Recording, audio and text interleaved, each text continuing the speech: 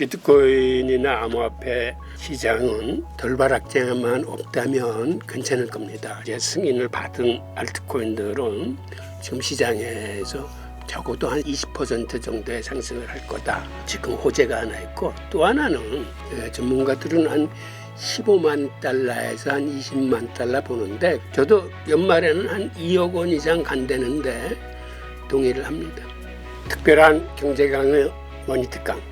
안녕하세요, 주식초등학교 여러분. 오늘의 특강을 맡은 홍익희입니다. 시장을 움직이는 주요 변수는 암호화폐 시장은 아직까지는 위험자산의 성향이 더 크기 때문에 거시경제의 흐름에 직접적인 영향을 받습니다. 그래서 나스닥하고 같이 움직이는데, 최근의 사태는 아시다시피 나스닥보다도 훨씬 낙폭이 깊었어요. 그리고 동시에 시중의 통화량하고도 깊은 관계가 있습니다. 이번 낙폭이 있기 전까지만 해도 미국의 달러 가치 하락세로 인해서 달러의 대체 자산인 금과 비트코인이 강세를 보였습니다. 그런 의미에서는 통화 공급량에 비례해요.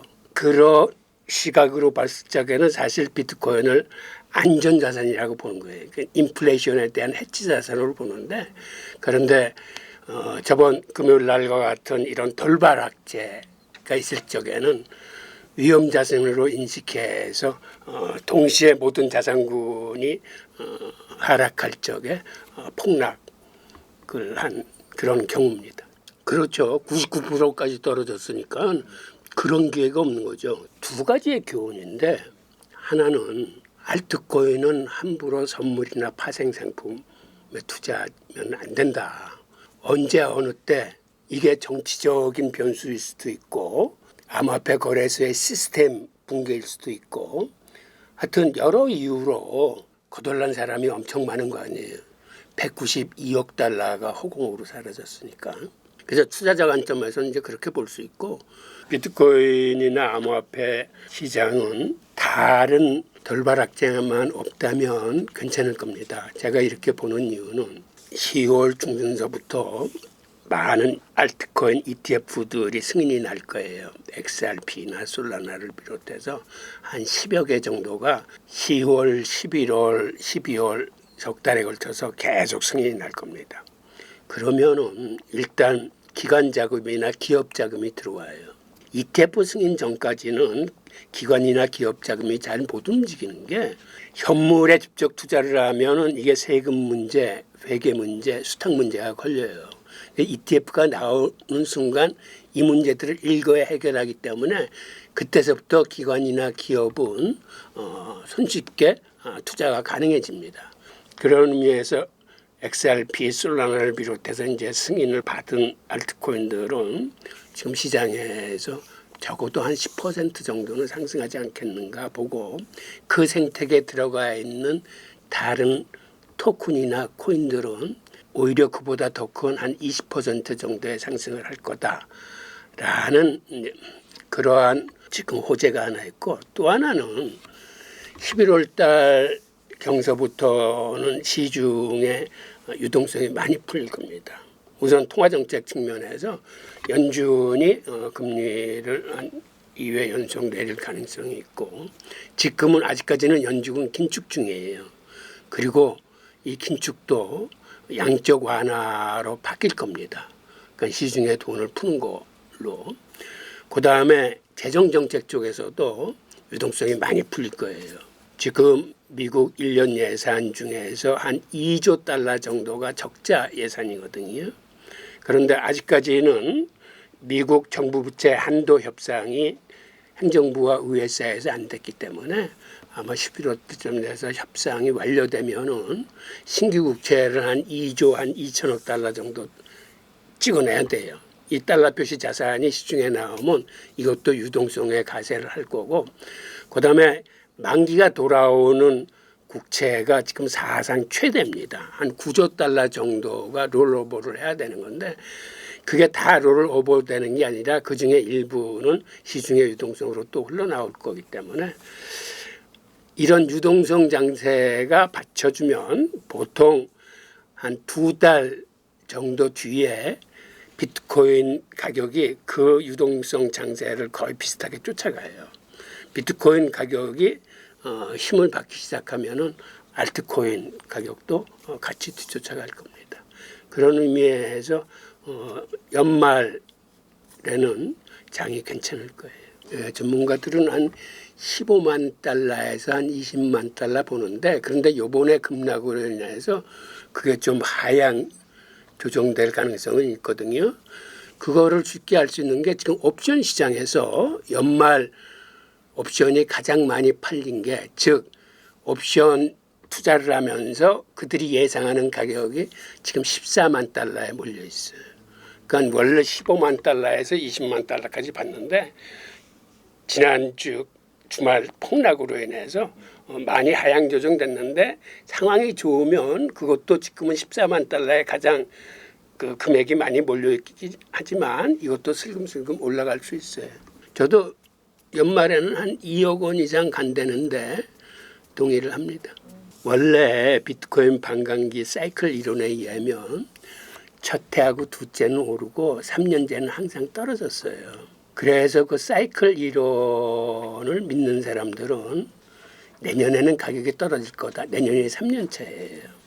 근데 저는 개인적으로 그 의견에는 동의하지 않고, 왜 그러냐 하면 세상이 몇 가지가 바뀌었어요. 옛날하고. 옛날에는 개인들이 규제 속에서 어렵게 이 시장을 이끌고 왔는데, 아시다시피 트럼프가 들어서면서 미국 행정부와 입법부가 최친암호화폐 성향 의원들로 구성됐습니다. 죄는 아니고 하여튼 60% 이상이.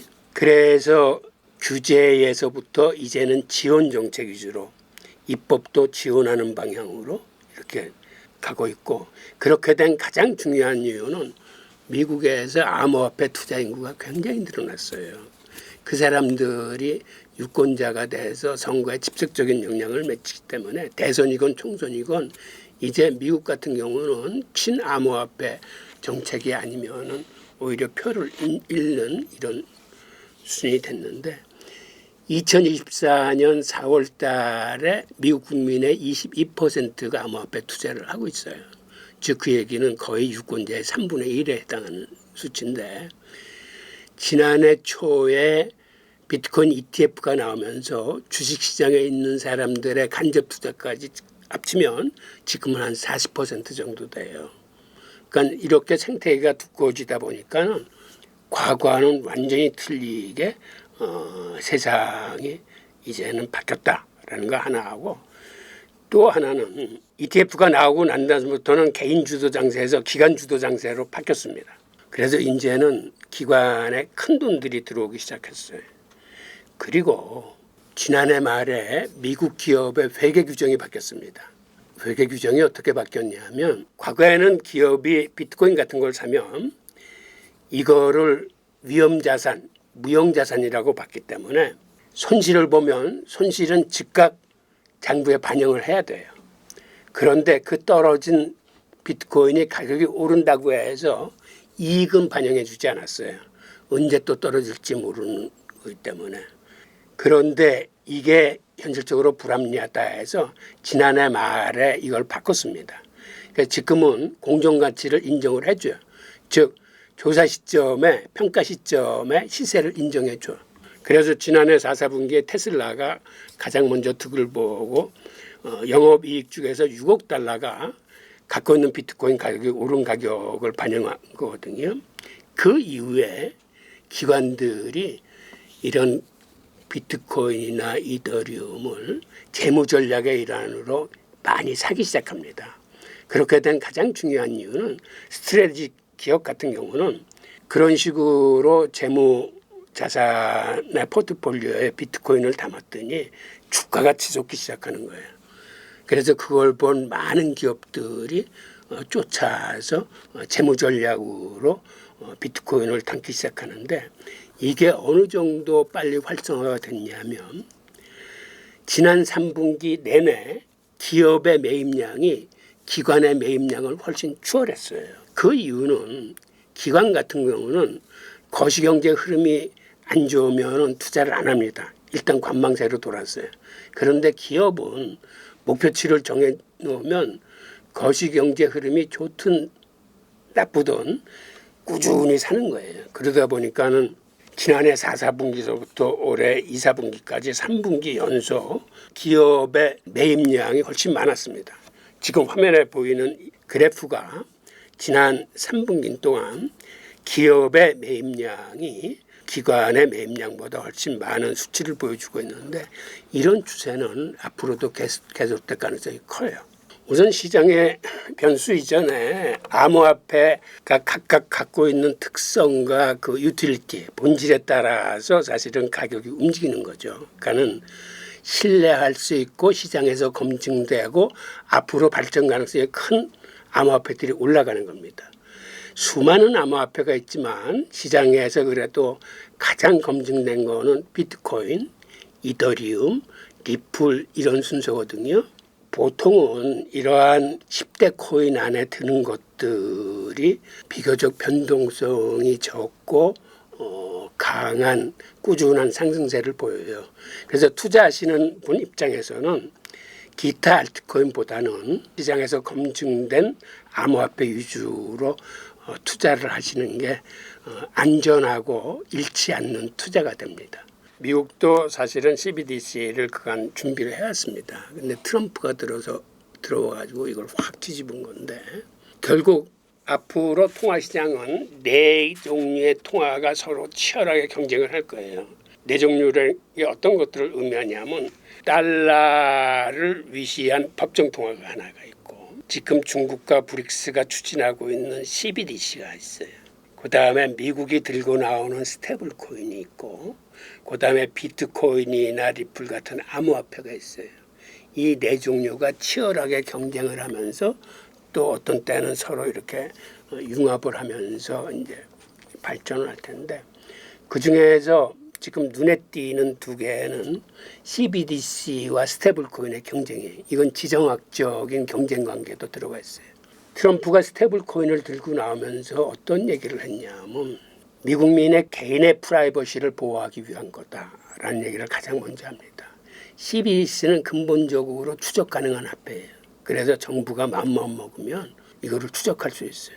그런데 스테이블 코인은 암호화폐이기 때문에 그런 면에서는 좀 자유로운 거죠. 또 하나는 스테이블 코인은 민간 분야의 창의성과 혁신을 담아서 발전하기 때문에 이게 발전 속도가 CBDC보다는 훨씬 빠를 거다라는 점을 앞에 내줬습니다.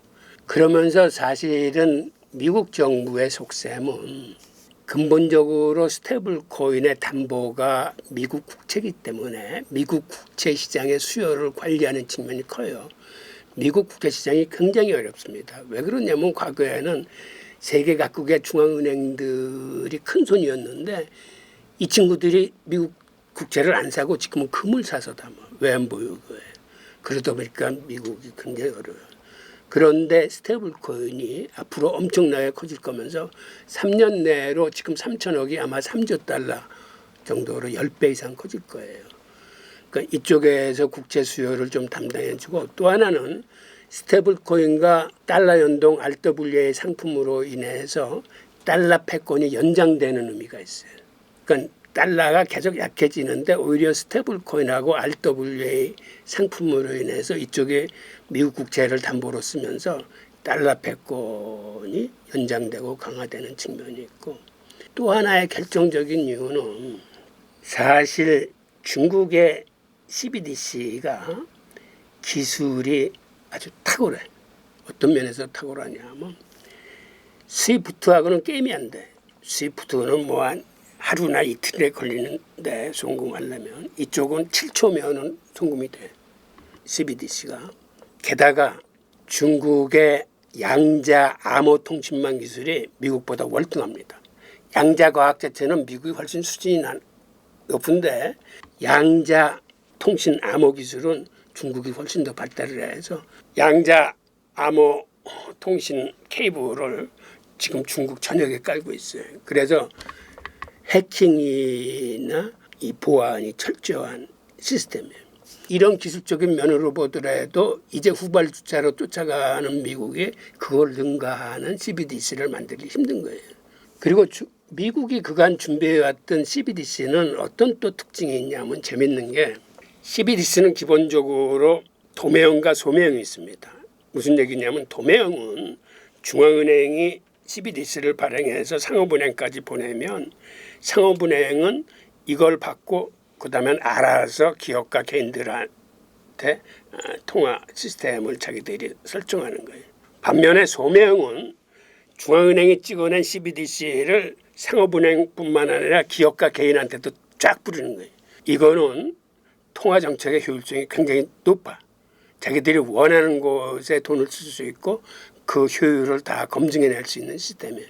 그런데 문제는 이게 다 추적 가능하다는 게 문제예요. 그래서 미국 같은 나라는 CBDC를 할 적에 개인의 프라이버시를 건드리지 않기 위해서 연준이 CBDC를 발행하면 상업은행까지 내려보내고 상업은행은 예금 토큰이라는 걸 발행을 해서 이거는 추적이 안 되는 시스템으로 설계를 하고 있었어요. 그리고 미국이 그런 하이브리드 모델을 개발한 측면에는 어떤 게 있었냐면 뉴욕 연준이 테스트를 마친 건데 미국의 CBDC 네트워크에는 CBDC뿐만 아니라 다른 디지털 자산을 죄 얹을 수 있어요. 스테이블 코인도 얹을 수 있고 뭐 비트코인도 얹을 수 있고 이거를 공유하게 돼 있어요. 그런데 트럼프가 나타나서 이걸 금지시켜서 오히려 덕을 본 나라가 미국을 쫓아서 그대로 개발한 나라가 있는데 그게 우리나라예요. 그래서 미국은 오히려 금지가 되고 그 CBDC 시스템을 우리 한국은행이 쓸 수 있어요. 그래서 한국은행이 그걸 계속 시중에서 테스트를 했었는데 우리 한국도 신정부가 들어서서 원화 스테이블 코인으로 확 돌아서면서 지금 한국은행은 관망 상태로 바뀌었어요. 이거를 계속 할지 나중에 병행을 할지 아니면 포기할지를 해야 되는데 제 개인적인 생각은 이거예요. 앞으로 미국을 중심한 서구권은 스테이블 코인으로 가고 중국을 중심한 브릭스는 CBDC로 갈 텐데 중간에 오히려 브릿지가 필요한데 우리 한국이 그걸 해낼 수 있지 않겠느냐. 즉 한국이 CBDC와 스테이블 코인과 비트코인을 한 시스템에 올려서 오히려 서구와 브릭스 사이에 어떤 그 로드맵을 장기적인 통화 발전 방향을 지금 차제에 그 분야는 우리가 주도할 수 있는 이런 로드맵을 짰으면 좋겠다라는 생각을 합니다. 과거에는 뭐 지금도 마찬가지지만 통화의 공급은 기축 통화를 쓰는 팩 공급이 일반적인 공급을 했어요. 예를 들어서 미국이 연준을 통해서 얼만큼 통화를 공급하겠다. 그리고 미국에 대항하기 위해서 다른 경쟁국들은 같이 그 보조를 맞춰서 글로벌 통화 공급량을 늘렸습니다. 그래서 지난 10여 년 사이에 어느 정도 통화량이 늘었냐면 미국 같은 경우가 글로벌 금융위기 이전에는 본원통화 발행액이 한 8, 9천억 달러, 즉 1조 달러가 안 됐습니다. 그런데 이게 10여 년 사이에 자그마치 10배 정도로 늘었어요.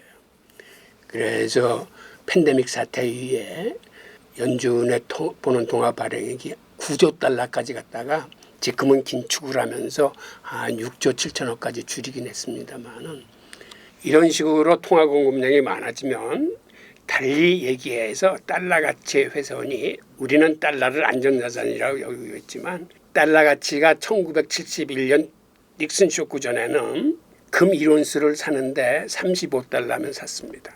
그런데 지금은 금 1온스를 주려면 4,000달러를 줘야 살 수 있어요. 즉 한마디로 가치의 99%가 훼손됐습니다. 그런데 훼손 속도가 지금은 더 빨라지고 있어요. 지난 10여 년 사이에 통화 공급량 자체가 10배가 늘면서 엄청난 속도로 사실은 법정 통화들이 이제 가치가 훼손되고 있습니다. 그리고 이러한 법정 통화 더불어서 이제는 CBDC, 스테이블 코인, 비트코인 등 암호화폐 이 4개의 통화 종류가 이제는 치열한 경쟁을 하면서 각축을 하는 한마디로 통화의 춘추전국 시대로 접어들었습니다.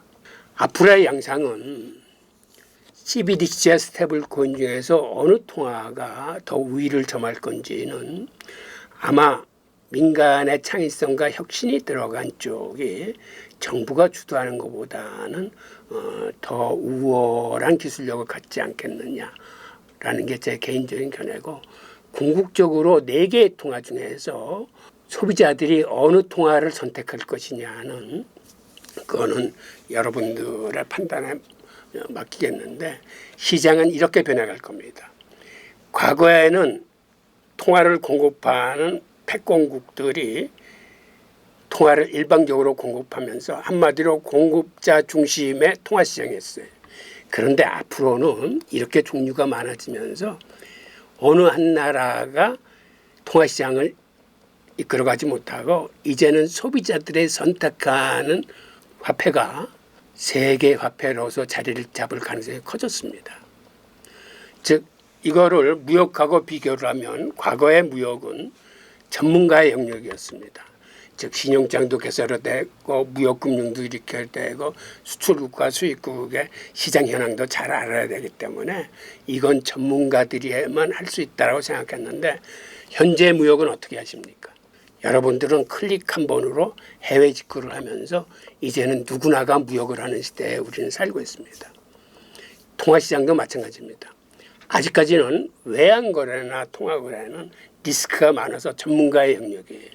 그런데 앞으로는 누구나 클릭 한 번으로 자기가 원하는 통화를 갖고 송금하고 결제하고 가치 저장의 수단으로 저축하게 될 겁니다.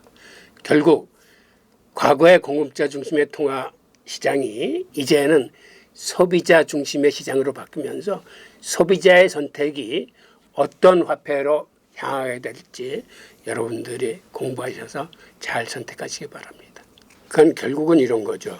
지금 말씀하신 대로 이거를 안전자산이라고 기업들이 생각하는 이유는 달러가 장기적인 관점에서 가치가 많이 하락할 텐데, 그렇다면 달러의 대체 자산이 금과 비트코인이라고 이제 생각을 하는 거죠. 그러니까 인플레이션의 해지 수단으로서, 그리고 그거를 시장에서 인정해 주는 겁니다.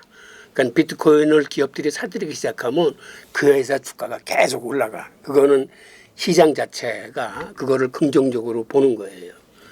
그리고 최근에 어떤 현상이 생기냐면, 이렇게 기업이 비트코인을 사들이기 시작하면서 주가가 올라가다 보니까 과거에는 세계적인 채굴 기업들이 비트코인을 해서 장외 거래소에다 내다 팔았어요. 그런데 다른 회사들 보니까는 오히려 사들이면서 그 회사 주가가 계속 올라가거든. 그래서 세계적인 채굴 기업들이 최트레저리 기업으로 돌아섰어요. 그래서 자기가 채굴한 비트코인을 장외거래소에다 내다 파는 게 아니라 오히려 장외거래소에서 물건을 사들이기 시작했어요. 12대 비트코인 보유 기업 중에서 자그마치 4개 기업이 채굴 기업들입니다. 2위에 올라있는 마라홀딩스, 7위에 라이엇 플랫폼, 9위에 클린스파크, 12위에 헛에이 마이닝, 이런 기업들이 트레저리 기업으로 변신을 했는데, 근데 이런 게 생기면은 장외거래소 물량이 어떻게 될 것 같습니까? 장외거래소 물량이 굉장히 빠른 속도로 지금 감소하고 있어요. 그래서 지금 장외거래소에 한 140만 개 정도의 비트코인이 있는데, 그거는 스트래티지라는 기업이 6개월이면 사들이는 양이에요. 즉 한마디로 장외거래소의 물량이 생각보다는 빨리 고갈되고 있다. 그렇게 되면 어떤 일이 발생하냐면, 큰 손들의 큰 거래는 장외거래소를 이용하기 힘들어요. 왜 그러냐면 가격 변동성이 너무 커지기 때문에. 그래서 큰 거래는 장외거래소 하는 건데, 그러면 큰 손들이 이제는 장외거래소에 예약을 걸어놓으면 장외거래소 물량을 채굴업자들이나 큰 고래들한테 받지 못하고 이 사람들이 장외거래소에서 물건을 모아야 돼. 그래서 큰 거래를 성사시켜야 되거든요. 즉 한마디로 거래소 물량이 줄어들면서 이게 비트코인 가격을 위로 밀어 올릴 가능성이 커지는 거죠. 지금 여기서 보이는 그래프가 장외거래소에서 나타난 비트코인 공급 부족 그래프 네, 이게 앞으로 10년 후에 비트코인 보유 주체별 물량을 나타내는 건데 지금 화면에서 보이는 것처럼 기관과 기업과 정부 보유 비트코인 물량은 앞으로 굉장히 늘어납니다. 한 10년 후에는. 반면 비트코인 발행량은 2,100만 대로 딱 제한되어 있기 때문에 이건 결국 제로성 게임이에요. 다른 주체들이 내놔야 되는 거예요. 그 어디서 내놓느냐? 거래소가 갖고 있는 물량하고 개인들이 갖고 있는 물량을 뺏기는 거예요. 그런 의미에서 지금 비트코인 투자하시는 분들은 앞으로 팔면 안 돼. 영원히 팔면 안 돼. 예, 가격이 계속 올라갈 거니까. 그래서 트럼프가 예전에 컨퍼런스에서 Never sell your Bitcoin 그 얘기가 맞는 거예요. 이제는 개인들의 물량은 갈수록 줄어들 겁니다.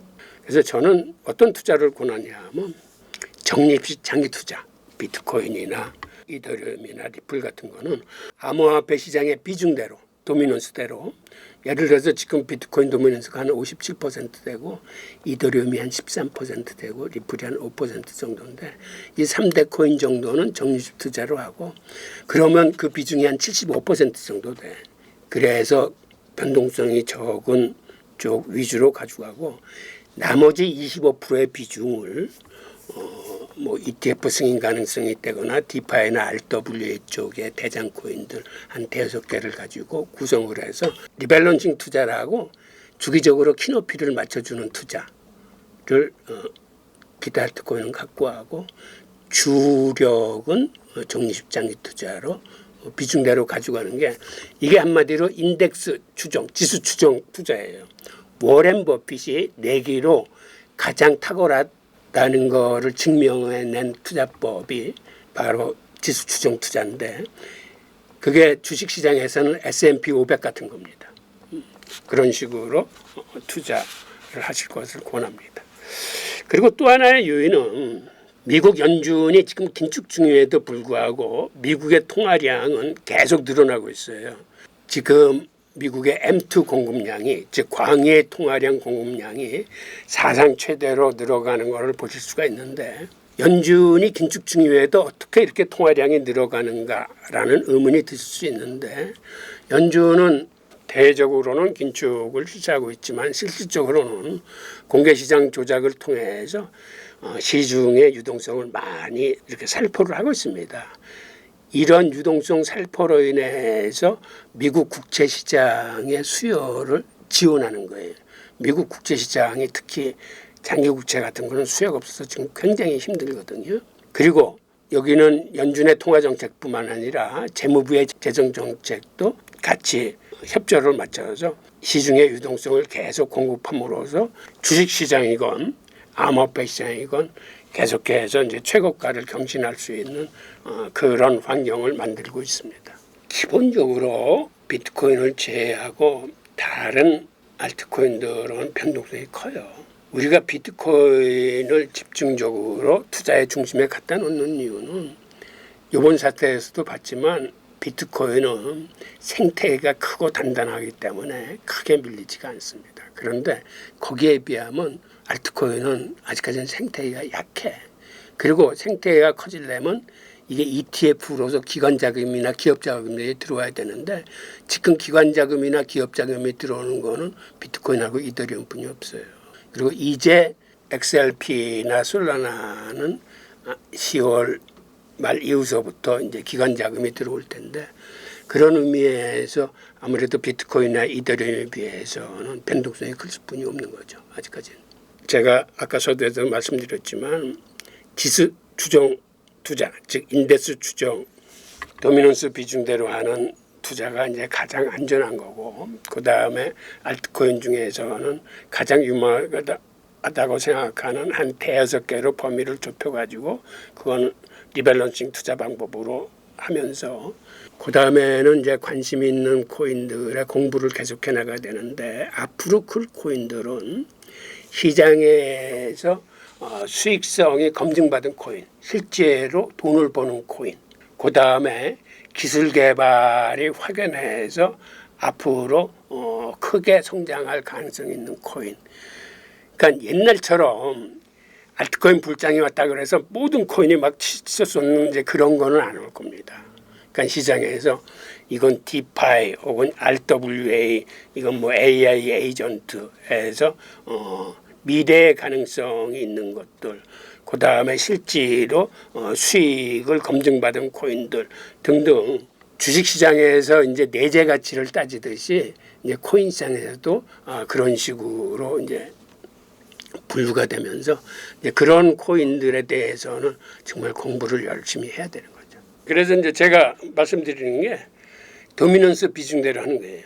내가 100이라는 투자금이 있으면 비트코인에다가 57, 이더리움에 13, 리플에 5. 이거는 적립식 장기 투자로 이건 내가 세계 코인은 팔지 않겠다라고 적립식 장기 투자로 가지고 가고 나머지 비중 25% 남거든요. 이거는 내가 봤을 때 유망한 거 한 대여섯 개만 골라내는 거예요. 정말 공부를 열심히 해서. 그러니까 지금 같은 경우에는 ETF 승인이 날 코인 한 두세 개, 그다음에 디파이 대장 코인, RWA 대장 코인, 뭐 AI 에이전트 대장 코인 이런 식으로 해가지고 요거는 리밸런싱 투자법이라고 주기적으로 키높이를 맞춰주는 겁니다. 이게 어떤 장점이 있냐면 횡보장에서도 심지어는 하락장에서도 이 변동성을 가지고 수익을 낼 수 있어요. 이건 클로드 세년이 균형보건 포트폴리오 투자법이라는 걸 일반인을 위해서 만들어준 게 있는데 이 원리는 예를 들어서 한쪽을 현금을 갖고 있고 한쪽을 예를 들어서 XRP를 갖고 있다거나 하면은 수시로 키높이를 똑같이 맞춰주는 거예요. 그러면 어떠한 현상이 생기냐면 비싸지면 팔고 싸지면 사는 효과가 있어요. 근데 우리 개인들이 투자할 적에는 포모와 포드에 휘둘리기 때문에 우리는 오히려 가격이 오르면 사고 가격이 떨어지면 더 떨어질까 해서 팔아요. 그런데 이 리밸런싱하고 균형보건 포트폴리오는 기계적으로 키높이를 계속 맞춰주다 보면 결과적으로 가격이 오른 놈은 팔고 떨어진 놈은 사는 그러한 원칙을 지키는 거기 때문에 이거는 수익이 나요. 그래서 그거를 셰넌의 도깨비라고 부르는데 도깨비처럼 변동성을 맞춰줬을 뿐인데 키높이를 맞춰줬을 뿐인데 수익이 계속 납니다. 그래서 기타 알트코인은 그런 식으로 투자를 추천을 합니다. 예, 근본적으로 암호화폐 시장은 굉장히 위험한 변동성이 큰 시장입니다. 그래서 어떻게 해서든지 변동성에 노출되지 않는 것에 적극 신경을 쓰셔야 돼요.